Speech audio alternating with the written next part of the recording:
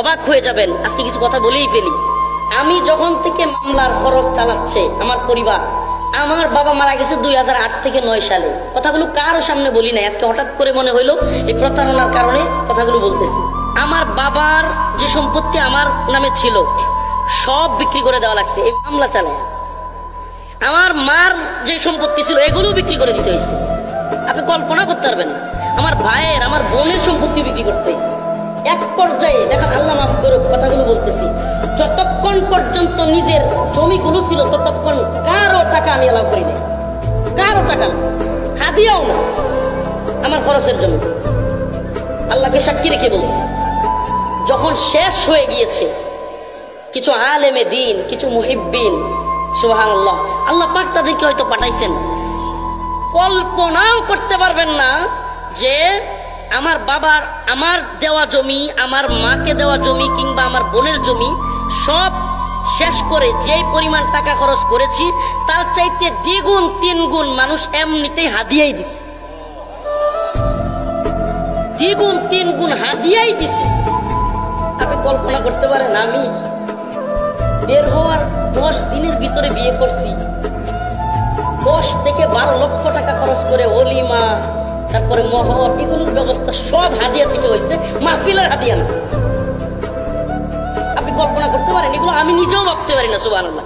তাহলে যেই উম্মাহ, যেই জাতি, যে ব্যক্তিগুলো আমাকে এভাবে টাকা দিয়ে নিজের মাহফিল করা লাগে নাই, কিছু করা লাগে নাই, এত হেল্প করে, সেই মানুষ থেকে কি আমি বাজেট করব?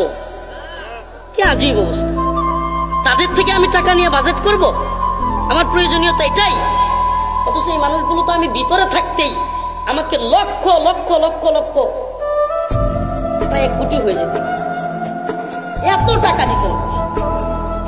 মানে ফ্যামিলিকে দেওয়া, আমার জেলখানায় পাঠানো, মামলার খরচ চালানো, অনেকগুলো মানুষ, নাম বলতে বলতে অনেক লম্বা হয়ে যাবে, অনেক লোক, হেফাজতের শীর্ষ নেতৃত্ব কিংবা আপনার সাধারণ মানুষ, ব্যবসায়ী, দিনদার, এমন অনেক লোক। সুবহানাল্লাহ, আসলে এটা আপনাদের আমার প্রতি ভালোবাসা।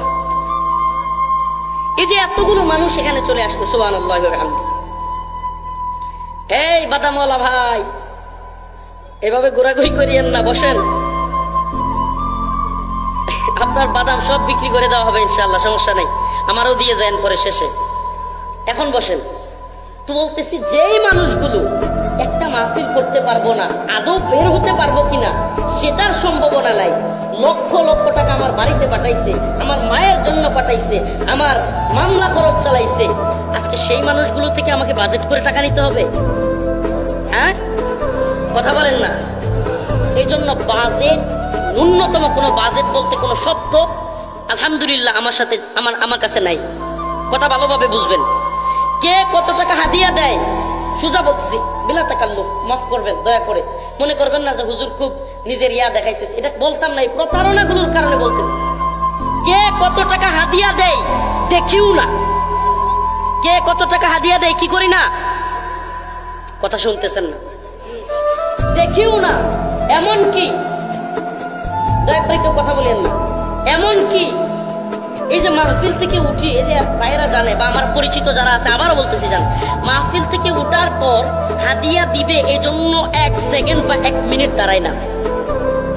আলহামদুলিল্লাহ, এটা কিন্তু আমার ব্যক্তিগত কোনো আমল না, এটাই আমাদের আকাবির ও আসলাফদের নীতি ছিল। আজকে এই মঞ্চগুলো কিছু খতিত লোকেরা নষ্ট করে ফেলছে, এটাই আকাবির ও আসলাফদের নমুনা ছিল। আমরা পারি না, এটা আমাদের কমজোরি। এজন্য বলতে চাই, প্রিয় হাজিরিন, আজ আবারও যদি আল্লাহ না করুন কোনো দুর্দিন চলে আসে, কোনো মুসিবত চলে আসে, যেই মানুষগুলো আবারও আমার পাশে দাঁড়াবে, সেই মানুষগুলোর কাছ থেকে কি বাজেট করবো আমি? প্রিয় হাজিরিন, আমি আমার মূল আলোচনায় চলে যেতে চাই। আচ্ছা, ওই যে এখানে এরা কারা, এই যে কিসের উপরে দাঁড়াইছে, বালুর ট্রাক,